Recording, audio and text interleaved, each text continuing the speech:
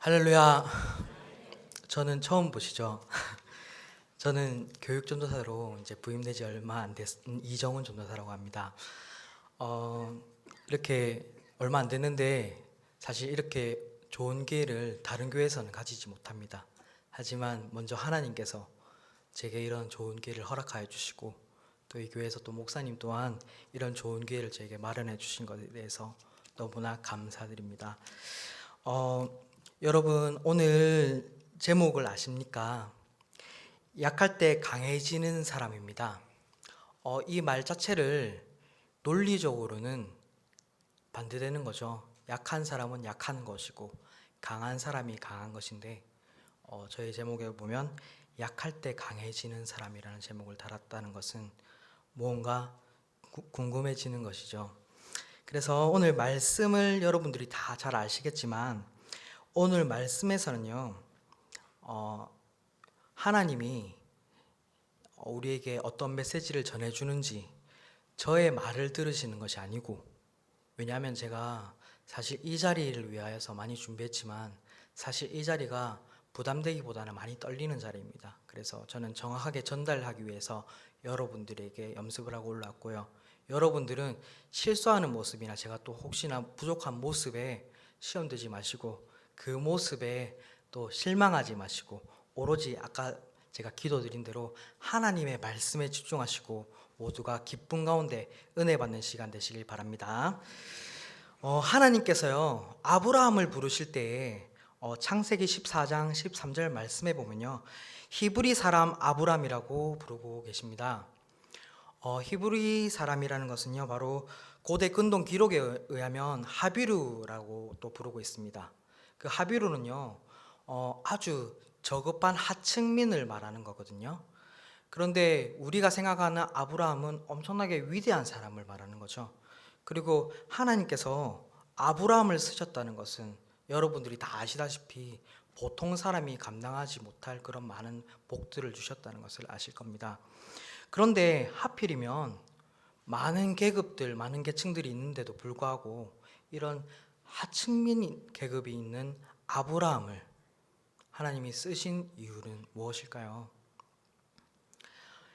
히브리 사람으로서 사실 가난하고 보잘것없는 아브라함을 하나님께서 선택하셨다는 것을 여러분들은 기억하셔야 됩니다. 그래서 이런 것으로 인해서 하나님을 히브리 하비루 사람의 하나님이라 불리기도 합니다. 하나님은요 그 시대에 많은 부강한 나라들이 있었죠. 특히 이집트와 같은 그런 세계사에서 역사의 길이 남을 그런 부강한 나라를 선택하지 않으시고 이렇게 중동 일대에 사실 비루한 이런 하비루 계급에 있는 아브라함을 선택하셨다는 것은 바로 강한 자를 하나님께서 쓰시고자 하는 의도가 아니시고 이런 약한 자를 통하여서도 하나님이 크게 쓰신다는 것을 여러분들이 잘 아시길 바랍니다. 감사하게도 사실 이런 사건들을 통하여서 우리는 우리 스스로가 강하지 않고 힘이 없고 연약하다 할지라도 아브라함 같은 하나님께 선택받아서 큰 민족을 이룰 수 있는 우리에게 큰 권능을 주셨다는 것도 기억하시길 바랍니다. 그런데요, 하나님이 굳이 왜 약자를 선택하셨을까요? 잘 생각해 보셔야 됩니다. 하나님께서 약자를 선택하신 이유는요, 바로 강한 자들은 대부분 하나님을 의지하지 않고요, 자신에게 의지하기 때문입니다. 맞지 않습니까? 이 세대를 살아가면요, 많은 정치인들이나 뭐 유명인들 또 권력자들을 보면 주위 사람들을 말 안 들어요. 자신들의 문제는 누가 해결합니까? 자신의 힘으로 해결할 수 있습니다. 그렇기 때문에 어떤 문제가 닥쳐와도 겁나는 게 없죠. 왜냐하면 자신이 이 나라에서 또는 이 분야에서 최고이기 때문에 사실 누군가 또는 하나님을 의지할 마음이 안 됩니다. 하지만 약자는 어떻습니까? 약자는 가진 것이 없습니다. 그렇기 때문에 약자는 하나님이 아니면 사실 이 세상을 헤쳐나가지 못하기 때문에 그렇기 때문에 하나님이 강자가 아닌 약자를 더 선택하셨다는 것을 기억하시길 바랍니다. 제가 오늘 본문에서는요, 사도 바울이 우리에게 이런 수수께끼 같은 이상한 말을 또 전달하기도 하는데요. 10절 말씀에 보면 내가 약한 그때에 강함이라 라고 했죠. 약할 때는 아까 말했듯이 약해야 되고 강할 때 강한 것인데, 사도 바울은 10절 말씀에 분명하게 내가 약한 그때에 강함이라 라는 좀 논리적으로 말이 안 되는 말을 하고 있습니다. 이 말은 무슨 뜻일까요? 바로 강하다고 생각할 때 또 약하다고 생각할 수 있습니다. 반대로 말하면요. 강할 때 약하다는 그런 말에 대해서, 이 말씀에 대해서 성경 말씀에서는요, 몇 가지 인물을 통해서 그런 정확한 예를 들고 있는데요. 바울의 모습을 통해서 첫 번째 알 수 있습니다. 그리스도를 영접하기 전에 바울은요, 여러분들이 잘 아시다시피 아주 강한 사람이었어요. 바울은 어릴 때부터 율법에 통달한 사람이었죠. 그리고 아주 유명한 랍비 가말리엘의 문화생이기도 했습니다. 그런 그가 감이 안 오실까봐 우리나라로 빗대서 말하면 서울대 법대를 우수한 성적으로 졸업하고 또 사법고시에 수석으로 패스한 그 정도의 사람으로 보시면 됩니다. 사실 그 정도 되면 우리나라 안에서 무서울 게 없죠. 그렇게 되면 라인도 아주 빵빵할 거고, 그렇게 돼서 법관이 되면, 법관이 되었다는 것은 이 나라 안에서 있는 법을 마음대로 다룰 수 있는 거죠. 내가 잘못했다 할지라도 그 법 안에서 내가 보호받을 수 있다는 겁니다. 그렇듯 바울은 그 시대의 최강의 사람이었습니다. 하지만 사실은 이때가 바울에게 있어서 가장 약할 때였다는 것입니다. 그는 가장 무서운 죄를 범하는 약자였고요. 후일에 이때를 회고하면서 디모데전서 1장 13절 말씀에 이렇게 말하고 있습니다. 내가 전에는 비방자요, 박해자요, 폭행자였으나 라고 고백하고 있습니다. 바울이 이토록 강해 보였지만 얼마 가지 못해서 주님 앞에서 꼬꾸라져 버리죠.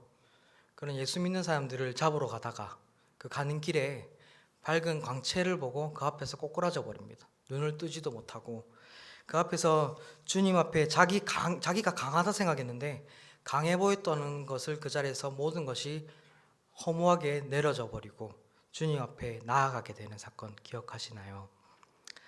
그는 디모데전서 1장 15절 말씀에 자기 자신을 죄인 중에 내가 괴수라고 그렇게 고백하기도 합니다. 또 한 가지 인물을 더 보겠습니다. 여러분들이 잘 아시는 헤롯 왕도 그렇습니다. 헤롯 왕이라면 그 당시에 그 권력, 그 힘은 어느 누구와 견줄 수 없는 최강의 왕이었죠. 만약에 그 왕을 대적하는 사람이 있으면 가차없이 죽이는 그런 무시무시한 왕이었습니다. 그런데 사실은 헤롯도 이때 가장 약했다는 것입니다. 그는 왕의 자리를 잃을까봐 장모와 그리고 아내 그리고 세 아들까지도 암살한 참 무자비한 사람이었죠. 그리고 여러분들이 잘 아시는 아기 예수님이 태어났다는 그 사실만을 듣고도 겁을 먹었습니다. 자기 자리가 위태해질까봐. 그래서 베들레헴 지경에 있는 두 살 안에 있는 아기들을 다 죽여버렸죠. 자, 생각해 봅시다. 한 나라에 아무도 범접할 수 없는 권력을 가진 왕이 아무리 그런 소문이 돌았다 할지라도 갓난 아기한테 겁을 먹고 그런 명령을 내리고 벌벌 떨었다는 것이 이해가 가십니까? 말이 안 되죠. 이랬듯 헤롯도 그때에 가장 강해 보였지만 사실은 그때가 가장 약했다는 사실입니다. 반대로 약한 그때에 가장 강한 것을 우리는 기억해야 됩니다. 바울은 아까 말했지만 또 능력 있는 종이었죠. 또 예수님을 만나고 나서 수많은 영혼을 구원하고 많은 병자들을 고치는 능력자였습니다. 심지어는 유두고를 죽음에서 또 살리기도 한 진짜 대단한 일화가 있죠. 그렇다면 또 자신의 병도 고칠 줄 알아야 되겠죠. 8절 말씀에 이것이 내게서 떠나가게 하기 위하여서 내가 3번 주께 간구하였더니 라고 말하고 있습니다. 네, 그렇습니다. 바울은 자신의 병을 위하여서 3번 기도했다고 나오고 있죠. 이렇게 간구하였을 때 바울에게 온 응답은 9절 말씀에 보면요, 내 은혜가 내게 족하도다 였습니다. 네, 맞습니다. 하나님의 능력은 이렇듯 내가 약한 자리에 있을 때 더욱 강하게 뚜렷하게 나타나신다는 것입니다. 하나님의 방법은요, 우리가 흔히 아는 세상의 방법과 논리와 다릅니다. 이 세상은 강한 자를 찾고 있죠. 여러분들 아는 스포츠 경기를 봐도 그렇잖아요. 복싱 대회 같은 데 가도 주먹이 빠르고 더 센 사람을 우승을 주고 찾는 거죠. 그리고 지금은 시들시들했지만 저 때는 유명했던 또 미스 코리아 대회, 모든 남자들이 열망의 대상이었죠. 사실 그럴 때 어떻습니까? 사실상 지성 이런 거를 따진다지만 외모가 아주 예쁜 사람만 뽑아서 그 사람들에게 상을 주고 그 사람들을 또 사람들이 축켜 세우죠. 자, 이렇듯 우리 세상에 있는 사람들은요, 그 분야, 어떤 분야든지 최강의 사람, 아주 높은 사람들을 찾고 그것들에게 열광하고 막대한 돈을 쏟아부을 정도로 우리 마음이 다 그런 쪽으로 가 있고 그것을 소망합니다. 자, 여러분 박항서 감독을 잘 아실 겁니다. 사실 박항서 감독이 지금 세대의 친구들은 베트남 팀 감독으로 가서 아주 유능한 감독으로 알고 있겠지만 어르신들도 다 아시겠지만 박항서 감독은 한국에 있을 때 별 볼 일 없었습니다. 욕 많이 먹었어요. 월드컵 할 때도 히딩크발이었지 박항서 아무것도 안 했거든요. 그냥 코치였잖아요. 대머리 코치. 우리 한국에서는 아주 못생기고 무능한 그냥 돈만 받아 먹는다는 건 코치에 불과했어요.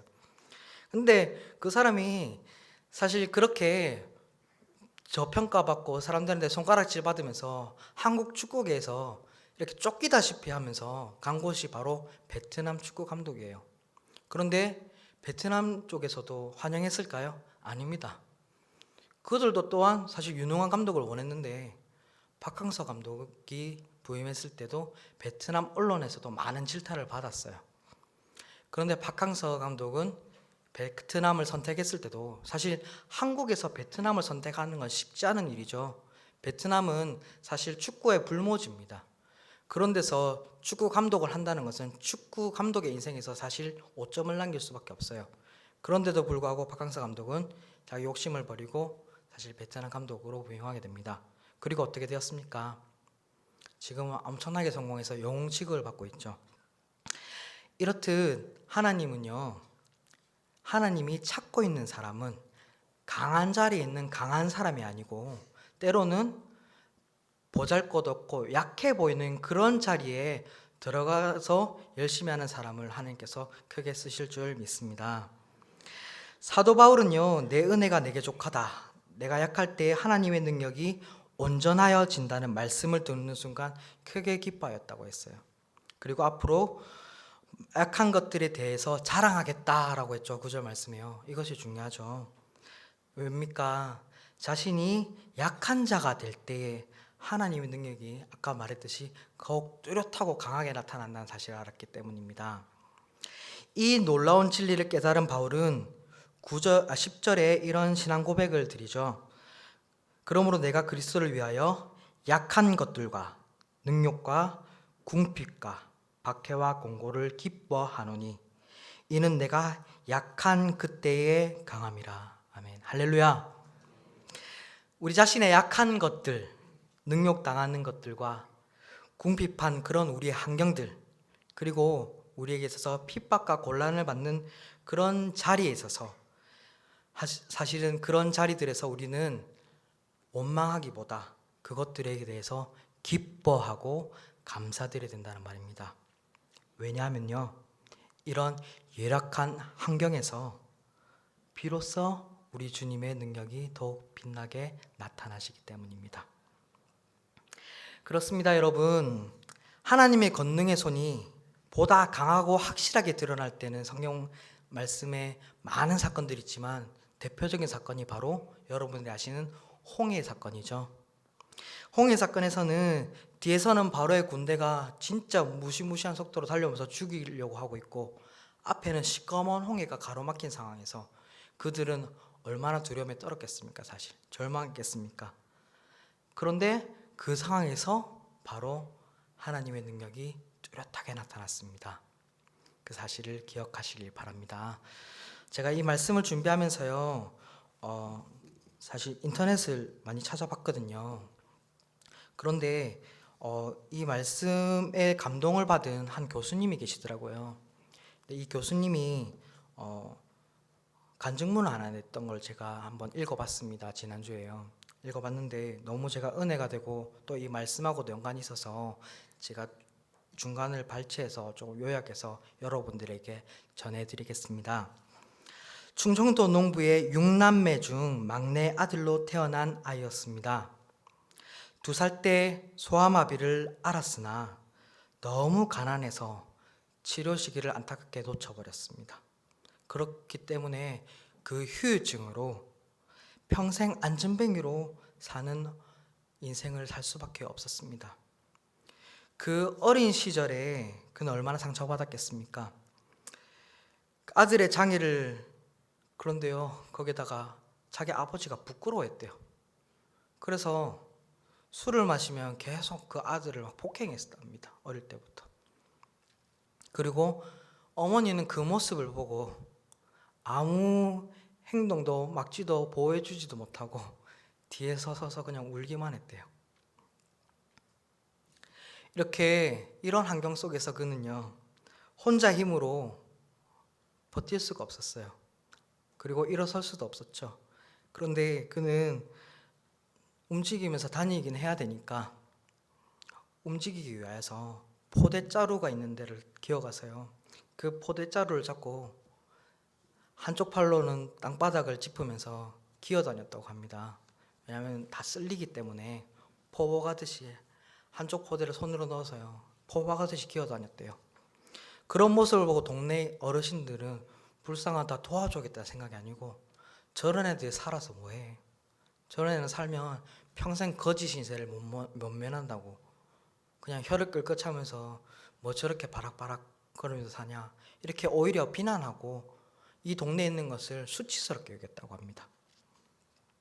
그런 그가 학교에 갈 나이가 돼서 어머니 등에 업혀서 산을 넘고 넘어서 겨우 제 국민학교죠, 그때는요, 국민학교 문턱에 가서 교장 선생님께 학교에 입학할 것을 허락받기 위해서 갔는데요, 안타깝게도 그 학교에서는 그 아이의 상태를 보더니 여기는 일반인 학교라고, 이렇게 장애가 있는 학생이 오는 것은 덕이 되지 않는다 우리 학교에, 이렇게 하면서 무참하게 거절했답니다. 한겨울이었거든요. 그래서 산을 넘는 한겨울 밤에 어머니는 아들을 업고 가면서 아들이 오들오들 떠는 모습을 보고 얼마나 눈물이 났겠습니까? 아무것도 해주지 못하는 그 마음에 미안해서 아들에게 미안하다 울면서 통곡하면서 아들을 꼭 붙잡고 가면서, 그래도 나는 너의 어머니라고, 내가 너와 함께 한다, 미안하다, 힘내자, 이렇게 위로했다고 합니다. 어린 그는 그때 그 사건 이후로 절대로 자기의 인생에 대해서 포기하지 않았다고 해요. 그래서 그는 큰 마음을 먹고 11세입니다. 11세가 되는 해에 재활원에 가서요, 끈질기게 재활운동을 해서 드디어 목발을 짚고 홀로 걸을 수 있는 법을 배웠습니다. 그런 그가 어떻게 됐냐면요, 서울대학교 수학과를 졸업해버리고요, 그리고 유명하죠, 미국 버클리 대학의 박사학위까지 받아버리는 기적을 일으킵니다. 이후에 카이스트 그리고 서울대 교수를 거쳐서 현재는 카이스트 교수로 또 명성을 날리게 되었습니다.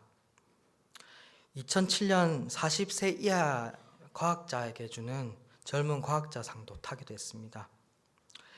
그런 그가 바로 장애를 딛고 일어난 김인강 교수고요. 그는 장애를 딛고 촉망받는 과학자로 성장하기까지 과정을 자신의 영광으로 돌리고 뽐내기보다 그 과정을 이런 자서전을 쓰면서 그런 장애를 딛고 이뤄온 그런 상황들을 신앙으로 견디고 이겨냈다고 고백하고 있습니다. 그런 냉대와 차별 속에서도 이길 수 있다는 것은 바로 그런 훌륭한 어머니를 주신 하나님께 감사드리며 자기가 자라면서 그런 환경에 놓인 것이 절망이 아니라 하나님이 내게 기쁨을 주셨다는 것을 그는 고백합니다. 그는 한때는 원망하기도 했겠죠. 그가 학교에 이제 서울대 학교에 입학해서 다닐 때요. 몸이 불편하니까 목발을 짚고 책을 옆구리에 끼고 가고 있었는데요. 그런 생활을 한 학기 정도 하다 보니까 옆구리에 책을 끼고 이렇게 가보십시오. 얼마나 결리겠습니까? 그 빳빳한 책들이 하루 이틀도 알고 매번 왔다 갔다 하다 보니까 그 책이 결려서 갈비뼈가 폐를 찔러버렸대요. 그래서 큰 수술을 해야 돼서 병원에 갔더니 수술 시기를 놓쳤다고 합니다. 왜냐하면 폐가 갈비뼈를 찔렀을 때는 바로 응급실에 가서 치료하지 않은 이상은 수술이 안 된다고 하네요. 근데 그 당시에 미련하게 그는 찔렀는데도 불구하고 수업 참여하고 나서 병원에 갔다고 해요. 그런 안타까운 기회를 놓친 그는 또 다시 절망하게 되죠. 그런 절망감에 지금까지 이겨왔다는 것이 무너지면서 그는 마룻바닥에 주저앉아서 책을 다 내팽겨차고 옷을 찢으면서 자기의 불편한 다리를 막 원없이 때리면서 하나님, 내가 이렇게 하나님을 섬기고 이렇게 하나님께 감사드리고 했는데 왜 지금 와서 나한테 이런 가혹한 환경을 주셔서 나의 목숨까지도 위태롭게 만들어 놓으시나요? 이렇게 장난치실 것 같으면 그냥 나를 데리고 가세요. 뭐 하려고 이렇게 나를 계속 이 땅에 심겨 놓습니까? 하면서 원망을 들어놓고 있는데요. 그 순간 뒤에서 찬송을 부르는 기도하는 어머니가 있었답니다. 그 찬송이 바로 찬송가 214장인데요. 제가 원래 부르려고 했거든요. 염습까지 했는데 떨려서 그냥 가사만 전달해 드릴게요. 하려니까 낯간지럽네요. 내 모습 이대로 주 봐두옵소서. 날 위해 돌아가신 주 날 받아주소서. 아멘. 이 찬송가 가사가 들리는 순간 그는 원망했던 자기 자신을 완전히 깨어지고 회개했다고 합니다. 나 자신이 죽더라도 하나님의 뜻임을 그는 받아들이겠답니다. 그는 이렇게 고백했습니다. 욥처럼 하나님의 모든 주권과 통치권은 인정하겠다. 이 세상에서 나의 삶은 내 것이 아니라 하나님 것이고 내가 되고 안 되는 것은 나의 능력과 나의 애씀이 아니라 나의 운명이 아니라 하나님의 통치 안에 있다라는 것을 인정하게 되었다고 합니다. 그리고 그는 자신의 욕심을 위해서 자신이 남들에게 인정받기 위하여서 공부하고 사는 것이 아니라 이 순간부터는 이제 나는 나보다 때로는 나처럼 연약한 자를 위하여서 희망이 되어야 되고 연약한 자들 위해서 살겠다 고백하고 이겨나간 사건입니다. 그는 이렇게 또 고백합니다. 저는 이게 감동이 되었는데요. 나는 아파서 누워 있어서 다른 사람이 하는 활동을 못하는 불이익을 겪었지만 사실 누워 있어서 기도하는 법과 성경 읽는 법을 배웠습니다. 그리고 고통받는 가운데서 바로 기쁨으로 찬양하는 법을 배웠습니다. 바로 하나님은 그런 것으로 인하여서 약한 데서 강해지는 법을 배우게 하신 것입니다. 세상이 우리를 온전히 선한 사람으로 취급하지 않습니다. 맞죠? 내가 높은 지위에 있을 때 남에게 인정받는 그런 능력이 있을 때는 다른 사람이 세워주고 다른 사람들이 우리들을 사랑해 주지만 사실 이 세상에서는 우리가 다른 사람에게 필요 없어질 때 과감하게 버려지는 것이 사실 냉혹한 이 세상입니다. 그런데 이런 세상에서 우리는 다른 사람의 인정을 받고 이 세상의 명예가 아닌 내가 주어진 환경에서 하나님의 계획이 무엇인지를 깨닫고 아셔야 된다는 겁니다. 하나님을 통해 변화된 우리는 아주 귀한 보배를 담은 질그릇이라는 사실을 기억하시길 바랍니다. 김행관 교수가 10년 동안 쓰지 않았던 다리 근육을 막 만들려고 2년 동안 피눈물 나는 재활훈련에서 목발을 짚었죠. 사실 그 목발은 그에게 있어서 사실 고통의 대상이 될 수 있어요. 우리 인간에게 목발이란 아픈 사람을 지탱하는 참 사실 자랑스러운 도구는 아니죠. 아픔의 도구죠. 그렇지만 그는 그 목발이 오히려 이 세상을 바르게 보고 하나님의 계획 안에 살게 만드는 하나님의 놀랍고 귀한 선물이라고 고백하고 있습니다. 너무 연약한 우리는 우리 외에 누구를 의지해야 됩니까? 창조주이신 하나님을 의지해야 됩니다. 그렇기 때문에 우리에게 연약함과 약함을 주시는 것입니다. 아까 강한 자에 대해서 말했죠. 강한 자는 이 세상을 믿고 이 세상의 법을 믿고 나 자신의 능력과 재력을 믿지만 우리 믿는 사람이라면, 믿음의 사람이라면 우리는 나의 연약함을 깨닫고 바로 내 모든 것을 내어놓고 하나님께 의지하시는 우리 모든 성도님들이 되셨으면 합니다. 사랑하는 여러분, 하나님 앞에서 우리는 한없이 낮아지고 약해지고 작은 자가 되는 것에 최선을 다하시길 바랍니다. 이렇게 말하면 세상 사람들은, 하나님을 모르는 사람들은 뭐 이렇게 소심한 말씀을 가르치느냐 하겠지만, 지금 이 말씀을 들은 저와 여러분들은 이 말씀이 얼마나 강력하고 우리에게 기쁨의 말씀인 것을 아셔야 됩니다. 왜냐하면 우리가 아무리 강하다 할지라도 우리 주님이 도와주시지 않으면 우리는 아무것도 할 수 없는 쓰잘데기 없고 비루한 인간에 불과하기 때문입니다. 우리가 아무리 위대하다 할지라도 창조주이신 하나님께서 만드신 피조물임에 우리는 강하게 인정해야 됩니다. 우리는 그런 피조물에 불과하기 때문에 아무리 능력이 있다 할지라도 그것이 하나님 보시기에 한없이 작은 존재입니다. 그것을 인정하시길 바랍니다. 이제 우리는 스스로 낮아지고 겸손한 마음을 가지고 신앙생활을 해야 될 줄 믿습니다. 그리고 중요한 것은 여러분들의 약한 것들에 대해서 숨기거나 자책하지 마십시오. 그것을 드러내고 이제 자랑하시는 여러분들 되시길 바랍니다. 그 약한 것들을 통해서 주님은 놀라운 계획으로 우리를 강하게 세우실 줄 믿기 때문입니다. 여러분, 한국교회에 대해서 한번 생각해 보겠습니다. 여기 계시는 장로님들도 계시고 연세 있으신 분들은 잘 아실 겁니다. 사실 한국교회는 지금과는 분위기가 조금 달랐습니다. 바로 한국교회가 세계적으로 부흥의 물결을 일으켰던 그런 사건들이 있던 연이 많은데요. 그게 바로 1907년과 1930년도에 일어난 대부흥의 운동으로 인하여서 사실 우리 대한민국이 엄청나게 뜨거웠습니다.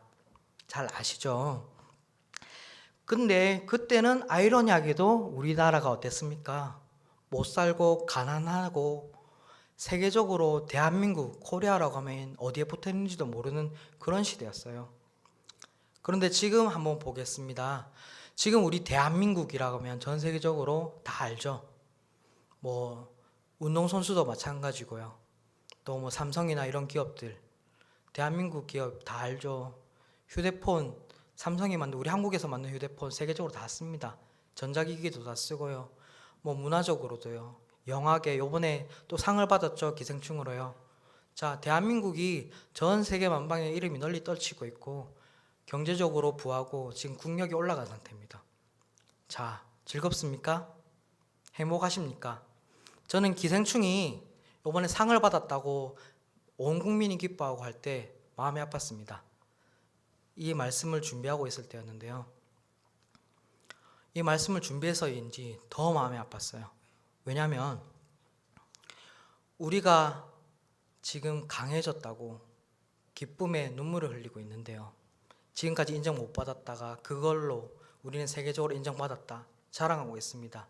하지만 반대로 이런 부강하고 나라의 국력이 올라갈 때 우리 교회를 보십시오. 우리 교회가 예전에 그런 뜨거움이 있습니까?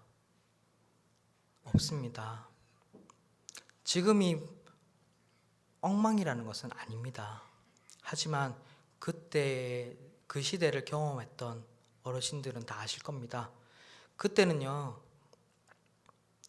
진짜 못 사는 가운데 막 노가다 하시는 분도 많았죠. 그때는 지금처럼 회사원이라는 개념보다 진짜 막 농부들, 그리고 공장에서 일하는 분들이 대부분이었어요. 그런데 그분들이 그런 일들을 하는 육체적인 노동을 하고 나서도 교회에 모여서 또는 혼자서 차디찬 바닥에 무릎 꿇고 몇 시간씩 지나도록 기도했어요. 지금처럼 이런 의자가, 편안한 안락한 의자가 깔린 교회들은 없었죠. 대부분 방석을 깔든지 아니면 진짜 세멘트, 그것도 막 포장이 안 되는 그런 진짜 임시로 만든 교회들도 많았고요. 그런 교회에서도 그 당시에 있는 우리의 선조들은 무릎을 꿇고 한국을 위해서, 그리고 한국 교회를 위해서 뜨겁게 기도했다는 사실을 기억하셔야 됩니다. 자, 그때도 약할 때였죠. 하지만 그때가 하나님 보시기에 지금 나라가 부강해진 이때보다 더 강력했다는 사실입니다. 자, 이 말씀을 들은 여러분들, 우리는 이제 그때로 회복해야 됩니다. 다시 우리가 뜨겁게 기도해야 될 날이 왔습니다. 나라가 부강해져서 우리의 눈이 가려져서 우리의 영적인 눈이 이제 닫혀버려서 우리가 잘 되고 있다고 착각하고 있습니다. 하지만 이 나라는 강한 것이 아닙니다. 아까 말씀드렸죠. 강할 때 약한 겁니다. 지금 우리나라는 이렇게 약해져 있습니다. 하지만 우리는 경제적으로 부하고 우리의 여가를 즐길 수 있고 우리의 자녀들이 이 세상에서 태어난 것을 즐거워하고 기뻐하고 있습니다. 아닙니다. 통곡하셔야 됩니다. 내 자녀가 이 시대에 태어났다는 것에 대해서 더 기도하시고 더 매달려야 됩니다. 하나님한테. 왜요? 살기는 좋아졌지만 교회에 모이지 않습니다. 기도하는 법을 잊은 친구들도 많습니다. 하나님 말씀이 아니라 감정의 뜨거움으로 인하여서 착각하는 친구들이 많습니다. 예전에 우리 선조들은 안 그렇잖아요. 성경 말씀, 성경책에 기해서 주일에 목사님이 말씀해 주시는 그거 빼곡히 쓰시면서 몇 번 보고 외우고 하셨잖아요. 이 성경책이 귀하기 때문에 이 성경책 하나 받으면 기쁨으로 달달달 외우시듯이 보셨잖아요. 찢어지듯이요. 그런데 지금은 성경책이 베스트셀러라고 합니다. 좋지만 참 통곡하셔야죠. 그만큼 많이 상용화되다 보니까 사람들이 너무 등한시하게 되죠. 여러분, 이렇듯 우리 한국교회를 위하여서 먼저 우리가 회복하셔야 되고 기도하셔야 되고요. 이런 한국교회, 이런 환경에 있는 우리 자녀들을 위하여서 더욱더 본인이 회복하셔야 됩니다. 약할 때 강함을 주시는 하나님이십니다. 아멘. 우리의 믿음이 지금 약해져 있습니다. 우리의 지금 국력은 높아졌지만 우리 한국교회가 약해져 있습니다. 온갖 이단과 또 온갖 사이비들이 난무하고 있습니다. 우리의 지금 중심도 흔들리고 있는 게 현실입니다. 하지만 이래 약할 때 하나님이 역사하신다는 것을 잊지 마시고 우리가 이때일수록 더욱더 무릎 꿇고 기도하며 확신을 가지고 한국교회를 위해서 우리의 가정을 위해서 신앙을 회복하시고 뜨겁게 기도하시길 바랍니다. 마무리하겠습니다. 우리의 주님은 모두를 공평하게 사랑하십니다. 착각하시면 안 됩니다. 잘 사는 사람들 보면요, 화가 나죠. 그런 사람도 있습니다. 제가 그랬습니다. 가난이라는 것은 죄가 아니라 합니다. 하지만 이 세상에선 가난이 죄죠. 왜요? 가난하면 누리지 못하는 것뿐만 아니라 피해보는 게 많고요. 힘든 것이 많아요. 그렇기 때문에 가난한 사람들은 잘 사는 사람들을 보면 내가 이렇게 되어야 되겠다는 노력보다 절망을 하게 되고 원망을 하게 됩니다. 하지만 그래서 믿는 사람들은 더더욱 사실 오해를 많이 해요. 우리 주 예수 그리스도는 모두를 사랑하시고 우리 죄를 위하여 십자가에 못 박혀 돌아가셨다 했는데 왜 나만 이런 고난 가운데 있나요? 나 외에 다른 사람들은 웃으면서 누리면서 신앙생활 하는 것 같은데 왜 나는 이런 공경에 처하게 하시나요? 라고 원망하셨던 분들이 계시다면 오늘 이 시간 이후부터 회개하셔야 됩니다. 아멘. 왜요? 내가 잘못하고 죄인이라서요? 아니요. 이 약함을 하나님께서 주셨다. 왜요? 나의 고통을 위해서? 아닙니다. 하나님께서 놀라운 계획으로 나를 쓰시기 위하여서, 복 주시기 위하여서. 그 복은요, 잘 먹고 잘 사는 것이 아닙니다, 여러분. 그것은 착각하시면 안 됩니다. 내가 하나님께 이 어려운 가운데서 내가 노력해서 회개해서 이제 복 받을 것을 기다리신다면 착각하시는 겁니다. 잘 살기 위함이 아니죠. 이 세상에서는요. 하나님께 영광 돌리는 것, 복음 전하는 것입니다. 그러므로 여러분 이 시간 이후부터 그런 환경에 때로는 우리가 살면서 어떤 어려움이 다 있죠. 그런 어려움에 내 자신이 무력하고 약하다고 느끼시는 분, 그래서 자존감이 낮아지신 분들, 절망하신 분들이 있다면 이 시간부터 하나님의 계획을 모르고 놀라운 계획임을 모르고 나 자신을 낮추고 나 자신에 대해서 원망했던, 하나님에게 원망했던 나 자신을 회개하시고 그 놀라운 계획을 기쁨으로 받아들이시길 바랍니다.